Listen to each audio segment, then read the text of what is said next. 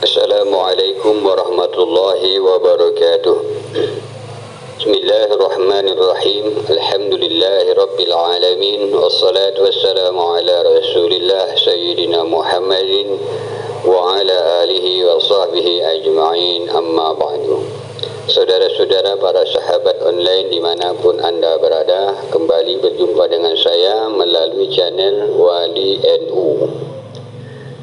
Pada kesempatan kali ini saya ingin menyampaikan topik tentang tipe-tipe muhibbin ba'alwi. Ini diskusi kita pada kesempatan kali ini. Silakan berikan tanggapan, tambahan tipe ataupun sejenisnya.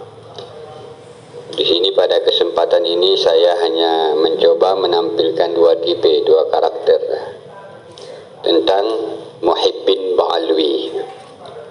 Sebelumnya, mari kita samakan persepsi tentang muhibbin, istilah muhibbin.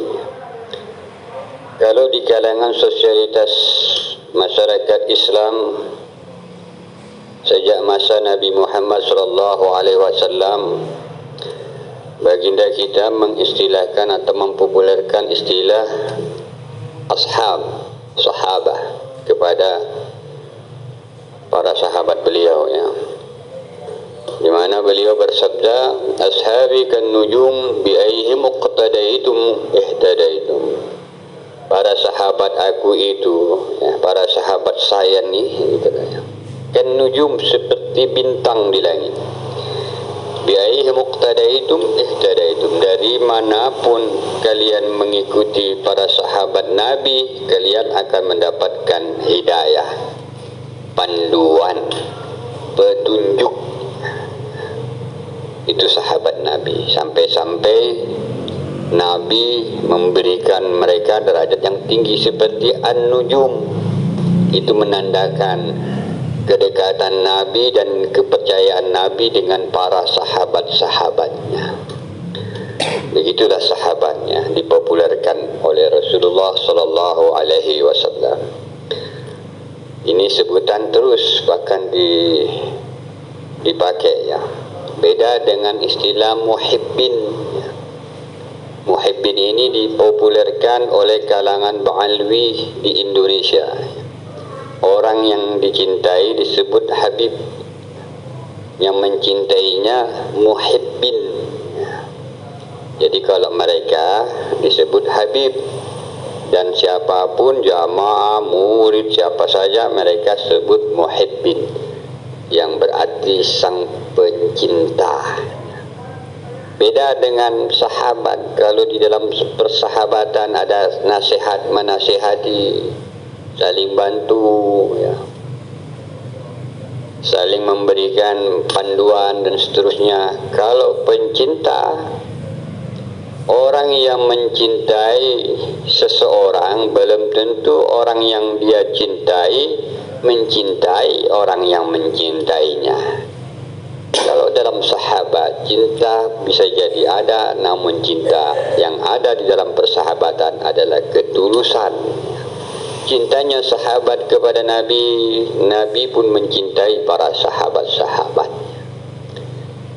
Kalau muhibbin belum tentu sedalam-dalamnya cinta sang muhibbin, belum tentu yang dicintai mencintai muhibbinnya lagi. Itulah rumus cinta, ya. Rumus cinta itu bisa ditolak cintanya. Seperti Anda mencintai seorang artis misalnya. Bahkan artis banyak penggemarnya, banyak yang mencintainya. Tapi sang artis belum tentu mencintai satu individu tertentu di dalam sekelompok orang yang mencintai itu, ya. Begitulah perbedaannya. Kembali kita kepada topik muhibbin ba'alwi, tipe-tipe muhibbin ba'alwi. Dalam kesempatan ini kami mencatat dua tipe. Tipe muhibbin tingkat awam, itu yang pertama, ya. Istilah muhibbin di tempat lain ada yang menyebutnya mukibin, bohir, ataupun sejenisnya, ya. Saudara-saudara, para sahabat online, muhibbin di tingkat awam ini adalah muhibbin yang tidak menggunakan dalil, mereka tidak punya ilmu tentang kasus Ba'alwi, mereka tidak mengerti tentang data-data. Bahkan walaupun data dan fakta diperlihatkan, ditunjukkan di hadapan mereka, mereka tidak akan bisa mengerti. Mengapa? Karena mereka memang awam. Fa innahu la yaqdiru, tidak punya kuasa untuk memahami, gitu, awam, al-ijtihad, al-ilm dan seterusnya. Mereka tidak punya kecerdasan, mereka daya pikir mereka lemah, ini tingkat awam, ya. Makanya kita sebut muhibbin awam ini akal sehatnya kurang, ya, kurang cerdas, lebih kurang begitu, ya. Ini muhibbin di tingkat awam. Ciri-ciri mereka ini kita bisa lihat di dalam komen-komen kalau di dunia maya. Komen mereka itu, ya, kadang komennya nggak nyambung dengan konten yang diposting. Misalnya ada satu postingan yang berbicara tentang dalil kelemahan kalangan Ba'alwi, kemudian mereka tulis komen, fitnah lu, begitu komennya. Ya, itulah namanya orang awam, atau dengan bahasa-bahasa yang lain. Misalnya Anda membuat postingan tentang seorang tokoh, anggap saja di sini Kiai Haji Imaduddin sang tokoh yang Anda posting. Anda ceritakan bagaimana kelebihan, keutamaan Kiai Haji Imaduddin Usman Al-Bantani, kemudian muhibbin tingkat awam tadi di bawah dia komen. Apa komennya? Ki Jadul, gitu, ya. Itu orang awam begitu, ya. Atau ki ubah, ki ibad, dan seterusnya, macam-macam lah sebutan mereka. Mereka menyebut dengan itu karena memang nggak nyambung, mereka nggak paham. Orang awam ini tidak menggunakan akal sehat. Bahkan ketika mereka ditanya, mengapa kalian mencintai sang Habib? Habib yang dimaksud di sini adalah Ba'alwi, ya. Apa jawab mereka? Cinta kepada Habib itu tidak butuh dalil, ya. Padahal ketika dia cinta itu ada dalilnya, yaitu kesukaan mereka kepada itu. Ya, nanti kita cerita di tema berikutnya, ya. Cinta tidak butuh dalil, nanti kita bahas di lain waktu. Apalagi kata mereka yang muhibbin di tingkat awam ini, mengikuti Habib itu meski bodoh sekalipun tetap masuk surga. Ya, itu, ya, komen-komen seperti itu.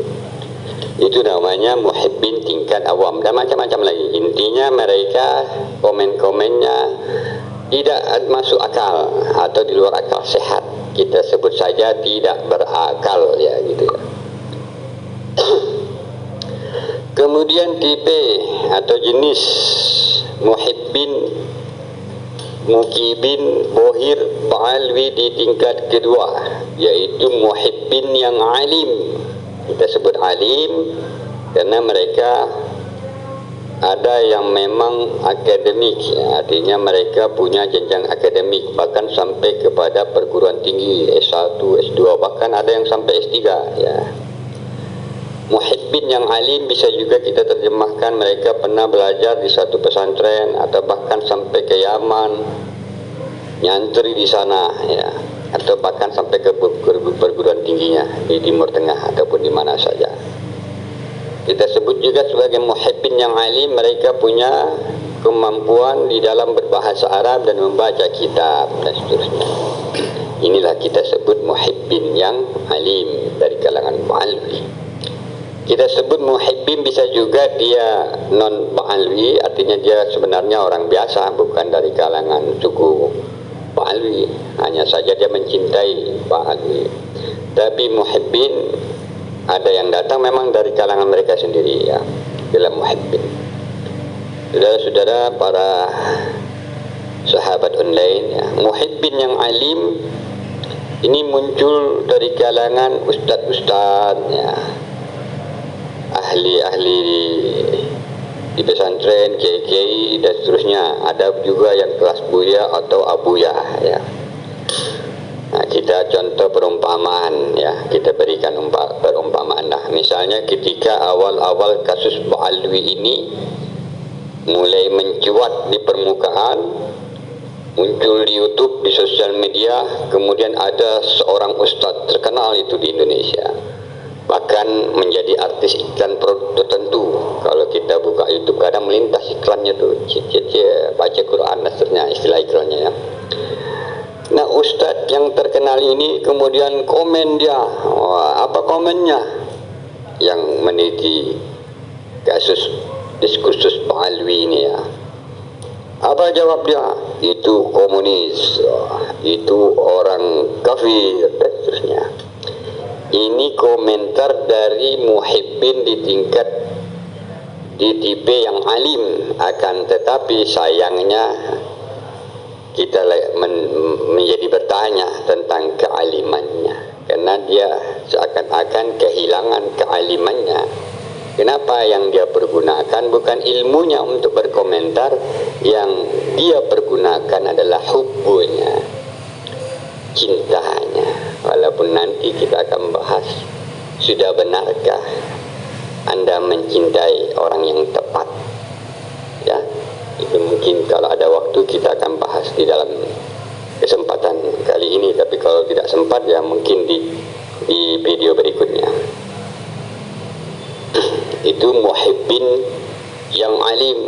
Kalau di muhibbin yang alim ini lucu-lucu komennya. Ada juga muncul di kalangan kiai ya, banyak kiai-kiai ya, sudah kita lihat ya. Ada yang sebelumnya dari tokoh-tokoh dan seterusnya.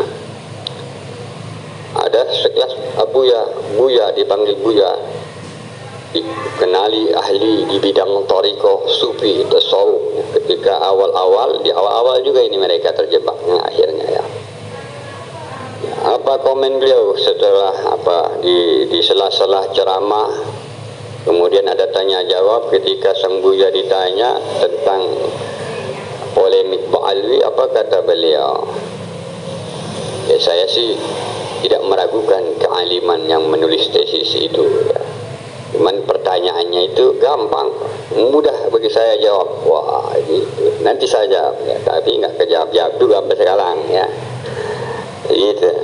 Ada juga ustadz ya. Ini digelari dengan ustadz dungu, kedunguannya, atau ustadz yang menutupi fakta ya, dengan sangat pede ya. Dia rekam, dia tampilkan, dia upload di YouTube. Kemudian dia buka dalil, dia katakan banyak kitab ya. Kemudian dia buka kitab Al-Muntaqa ya. Katanya halaman 8 ya. Dia berdalil, berhujjah. Sebelum dia buka kitab itu, apa kata ustaz yang kepedean ini? Dia mengkritik tesisnya Kiai Haji Imaduddin, lemah lah, beginilah dan seterusnya. Dia baca kitab Al-Muntaqa, wala budda min at-tanwi ila an najtami' kutub al-ansab la yumkinu an takuna kamilah, ya, kata kitab Al-Muntaqa. Tidak mungkin ya, bahwa semua kitab nasab itu sempurna, tidak mungkin. Wal kamalu lillah, karena kesempurnaan milik Allah. Wa ala sabil al-misal idza zakatu anna rajulan aqaba khamsa aulad, seperti misalnya ya di dalam kitab Al-Muntaqa ini saya menyebut perumpamaan ada seorang laki-laki punya anak 4, kama wajadtuh fil masadir, yang aku jumpai, yang saya teliti di dalam kitab sumber utama Al-Masadir. Wa hadza la yamna ayakun lahum ikhwah lam yazkuhum an-nasabur. Dan ini tidak menutup kemungkinan ada saudara yang lain yang tidak disebutkan di dalam kitab nasab tersebut. Dia baca itu sampai di situ, padahal di situ cuma koma, dan dia tidak meneruskan kalimat yang lainnya. Walakin isbatuhum yahtaju ila bayyina, bahwa ini yang beliau sembunyikan. Berarti ustaz ini kalau nggak dungu berarti menyembunyikan fakta, menggunakan kitab Al-Muntaqa tapi tidak meneruskan penjelasan di dalam kitab itu sampai habis. Dia baca cuman awal-awal, keterangannya nggak dibaca keseluruhan keterangan, Pak. Padahal di dalam kitab Al-Muntaqa itu kalau mau memasukkan nama yang lain, misalnya disebutkan 5 pada masa itu di dalam kitab-kitab. Kan cuma ada 5 umpamanya seperti contoh tadi. Idza zakatu anna rajulan aqab khamsa aulad, kalau aku sebut cuma ada 5 berdasarkan kitab sumber, kemudian hari di tahun berikutnya, di masa berikutnya dimasukkan lagi satu nama, maka itu walakin isbatuhum yahtaju ila bayina, butuh. Nah, itu yang enggak disampaikan sang ustadz tadi, ustadz yang dungu kepede-pedean dia upload di situ. Dan muhibbin alim yang lain langsung share, kemana-mana, di YouTube, di Facebook, pokoknya di sosial media, bangga mereka. Ini kebenaran. Ternyata ketika dibantah, diteliti, ketahuan ada kalimat-kalimat yang disembunyikan. Akhirnya Ustadz Dungu tadi sebutlah begitu ya. Beliau menghapus lagi saking malunya ya. Kemudian beliau klarifikasi sambil berkata akan saya tulis nanti. Wah, sampai detik ini juga nggak ada tulisannya lagi yang baru. Begitulah mereka ini muhibbin di tingkat alim ya. Sampai-sampai kehilangan kealimannya ya, gitu ya. Sampai kehilangan ilmunya, hanya dipakai cinta saja, nggak pakai lagi akal sehatnya sudah hilang kemana-mana. Saudara-saudara para hadirin dimanapun Anda berada ya, padahal orang alim itu dituntut ya, satu, sidik, jujur, amanah, bisa dipercaya, dia itu orang alim. Fatona, dia harus cerdas. Kemudian tabligh, dia harus menyampaikan. Itulah tugasnya orang alim. Ketika salah satu dari 4 ini tidak dimilikinya, mungkin kealimannya akan dipertanyakan. Kenapa? Ya, tidak jujur, tidak membuka fakta. Kedua, tidak fatona, tidak cerdas, dia belum alim berarti. Yang ketiga, tidak tabligh, sudah tahu begini perkaranya, tidak disampaikan kebenarannya. Nah, ini juga tidak bukan alim, indikasi tidak alim, begitulah ya. Ada juga orang alim begitu, membuka kitab-kitab, mencoba muhibbinnya Ali mencoba kitab, tapi kitab yang dibuka abad yang ini, abad ke-8, abad ke-9, padahal yang ditanya data di abad 3. Bagaimana mungkin orang yang hidup di abad ke-8, abad ke-9 bisa mengetahui abad yang ke-3, ke-4 tanpa ada informasi dari abad di antara abad yang ada itu ya. Misalnya ada ustadz ya, buka dalil berdasarkan kitab Al-Burqah Al-Musiqah ya, karya Habib Ali Abu Bakar Asyakron ya, menceritakan bahwa Ubaidillah ini bukan Ubaidillah, tawaduk dia ini, itulah nama sebenarnya Ubaid ya, akhirnya menjadi Abdullah dan seterusnya. Hanya dengan kalimat laqad Arab tu, sungguh aku tahu, sungguh aku laqad fahim tu, aku paham, berarti namanya bukan Ubaidillah. Ketika ditanya dari mana si penulis kitab Al-Burqah Al-Musiqah ini tahu namanya ini, sumbernya lamunan atau apa, itu ilmiah begitu? Ya tidak ilmiah lah. Kalau ilmiah tahu sumbernya dari sini terus sampai ya begitu ya. Itulah tipe-tipe muhibbin kelas alim ya, para pengikut, para pecinta ba'alwi di tingkat alim. Saudara-saudara para sahabat online dimanapun Anda berada ya, jadi kita perlu mengingatkan guru-guru kita ya, orang-orang yang alim, tuan-tuan guru yang mulia dimanapun Anda berada, di pesantren Anda, di majelis Anda, di pengajian Anda, atau sedang berada dimanapun Anda. Begitu Anda mendengar, menyaksikan diskursus nasab ba'alwi ini, kemudian Anda ingin masuk ke dalamnya, silakan. Tapi berpendapatlah dengan cara yang jujur, teliti secara sempurna lebih dahulu, ya. Jangan hanya 1-2 kitab, tapi sebenarnya ada informasi lagi dalam kitab-kitab yang lainnya, kemudian tidak terbaca oleh Anda. Ya, seperti Ustaz yang dungu tadi, hanya menggunakan 1 kitab, bahkan membaca kitab tersebut tidak semuanya dibaca, hanya 1-2 baris, itu pun tidak sempurna, tidak sampai kepada titik penghujungnya, sehingga menyimpulkan sendiri tidak sesuai dengan apa yang dimaksud oleh sang penulis kitab tersebut. Ini namanya kedustaan, kazab juga nanti jadinya, kan begitu.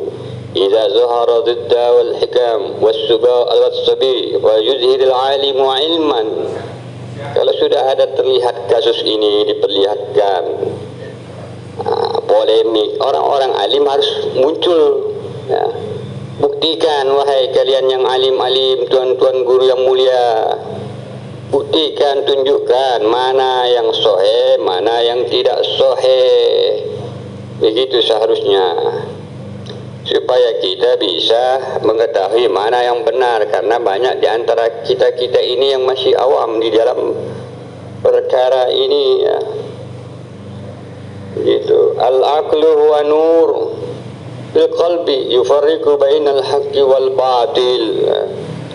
Pakai akal, ya. Al-aqlu itu cahaya di dalam kalbu. Yufarriqu bainal haqqi wal batil. Dengannya membedakan antara yang hak dan batil, itu akal. Al-aqlu huwa nur. Akal itu adalah cahaya. Nurnya apa? Itulah fakta ilmiah yang sudah ditemukan, yang dipaparkan ke dalam kalbu Anda. Yufarriqu bainal haqqi wal batil, seharusnya itu sudah bisa membedakan mana yang hak, mana yang batil, ya. Al-aqlu huwa nurun. Akal itu adalah cahaya. Cahaya yang mana? Itulah teknologi terkini yang Allah hadirkan di permukaan kehidupan kita, di tengah-tengah kita. Di antaranya teknologi DNA yang membuktikan dan dipaparkan fil qalbi, di hadapan Anda. Ini bukan zuriat Nabi Muhammad. Mereka mengarah kepada Yahudi dan seterusnya. Yufarriqu bainal haqqi wal batil, ya. Itu fakta. Al-aqlu wa nurun fil qalbi yufarriqu bainal haqqi wal batil. Nur ilmu, ya. Jangan cuma husnuzon, ya. Lagi-lagi husnuzon saja dipakai.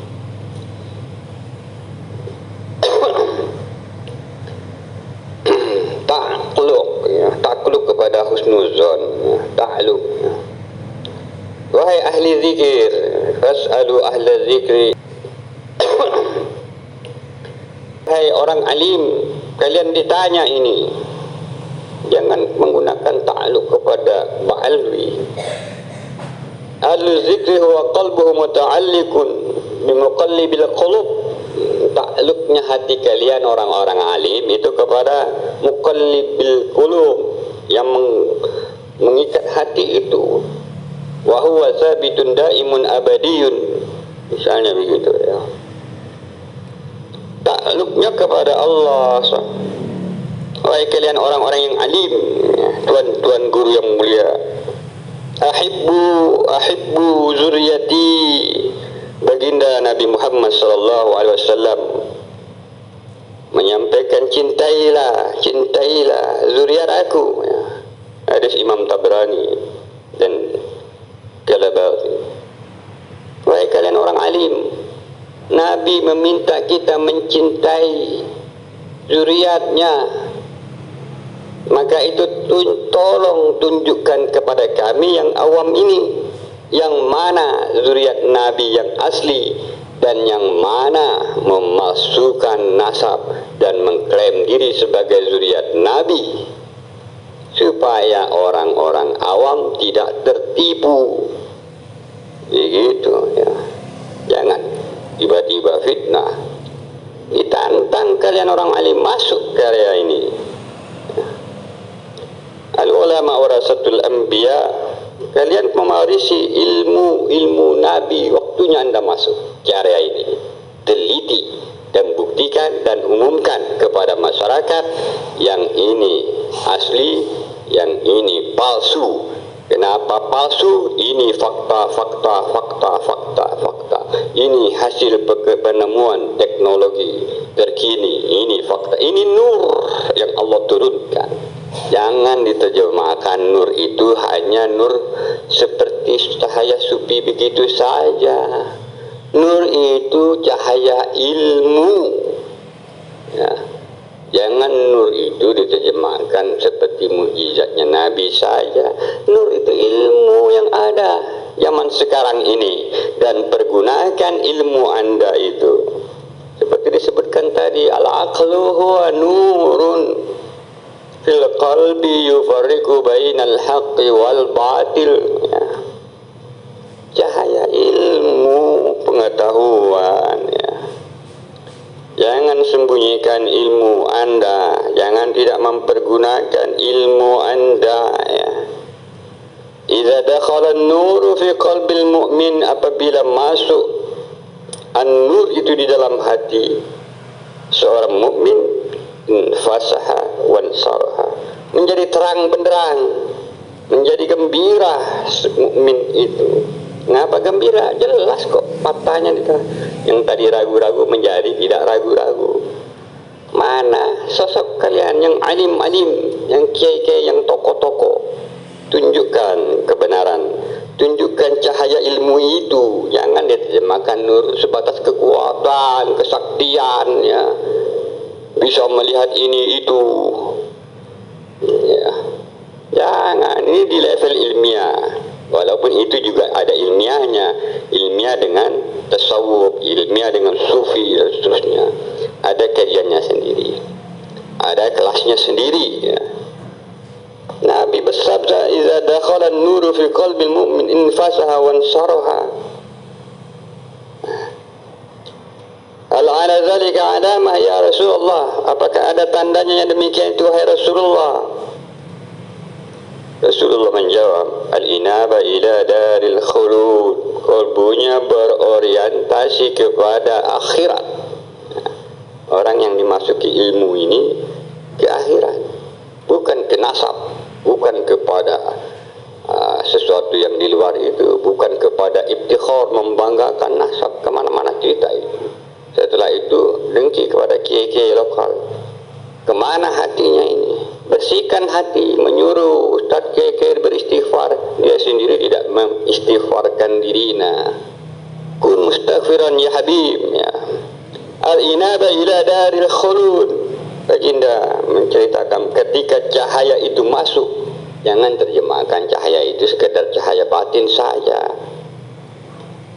Kalangan sufi silakan teruskan, tidak salah, tapi juga cahaya ilmu, tapi juga cahaya fakta ilmiah, tapi juga cahaya teknologi terkini, yang dihadirkan Allah, begitu. Jangan ditolak mentah-mentah, nanti dulu. At-tajaf an daril ghurur. Tanda yang kedua, menghindari hatinya dari tipu daya dunia. Zuhud. Lihat Sayyidina Hasan wal Husain, lihat kehidupan Rasulullah sallallahu alaihi wasallam, lihat Ba'alawi zaman sekarang, seperti langit dan bumi.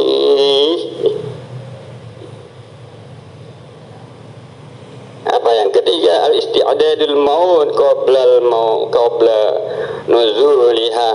Mereka mempersiapkan diri sebelum kematian. Itulah ketika cahaya mendatangi hati mereka, fakta diperlihatkan, kebenaran diperlihatkan. Begitu mereka tahu ini bukan zuriat, dan mereka mengetahui mana zuriat yang asli, mereka tidak salah dalam mencintai. Begitu. Kalau mau menggunakan dalil tentang cinta kepada zuriat, cintai semua zuriat Nabi Muhammad sallallahu alaihi wasallam. Tapi ingat, jangan salah mencintai. Dan jangan pula mengklaim diri sebagai zuriat Nabi kalau anda tidak punya hak tentang itu. Maq'aduhu benar, tempat kalian bisa di neraka kalau begitu caranya. Saudara-saudara, para sahabat online dimanapun anda berada, ya, begitu. Ini tipe-tipe muhibbin, tipe di tingkat awam, tidak apa-apa. Biarkan mereka berkembang, biarkan mereka komen-komen sembarangan, tuduh fitnah, tidak nyambung, tidak masalah. Biarkan komen mereka seperti itu akan mengangkat postingan yang dimaksud. Juga memperluas, apalagi mereka membantu menyebarkan postingan yang dimaksud, insya Allah akan semakin meluas dan sampai ke seluruh masyarakat Indonesia. Tidak masalah muhibbin di tingkat yang alim, muncul dia mencoba masuk ke arana diskursus nasab alwi ini, silakan bawa kitabnya, umpamanya begitu, buka dalilnya. Nanti kawan-kawan yang lain, channel-channel yang khusus membidangi kitab akan membahas itu. Dan kita siap menerima kebenaran. Itulah ciri-ciri yang alim. Kalau dalil mereka lebih kuat, lillahi ta'ala, kita terima. Tapi kalau dalilnya lemah, lillahi ta'ala, kita perjuangkan dan merentuhkan mereka. Begitu. Saudara-saudara, para sahabat online, ya, masih banyak lagi tipe-tipe dan bagaimana bentuk-bentuk mereka ini sebenarnya, ya. Cuman saya hanya mampu membuat, ya, 2 tipe saja, ya. Nanti silakan dikembangkan sendiri tipe-tipe itu, ya. Dan insya Allah masih banyak sebenarnya, ya. Kawan-kawan yang lainnya macam-macam sebutnya. Saudara-saudara, para sahabat online, jamil ayyazunan nas bika khairan. Indah memang, ya, jika orang-orang menyangka baik tentang diri kita ini, diri anda, ya, baik tentang kalangan anda. Wal ajmalu an takuna khairan mimman yadhunnun, akan tetapi lebih baik jika anda bisa berbuat lebih baik daripada apa yang dipersangkakan orang. Kalau anda disangka, dituduh umpamanya, atau dianggap tidak nyambung, tunjukkan kebaikan anda, akan lebih baik lagi daripada itu. Buktikan harusnya, bukan menghujat, bukan takut nanti kehilangan derajat, ya. Kalbu anda berarti terikat urusan dunia dalam kajian tasawuf begitu, ya. Demikianlah yang dapat kami sampaikan. Wabillahi taufiq wal hidayah. Wassalamualaikum warahmatullahi wabarakatuh.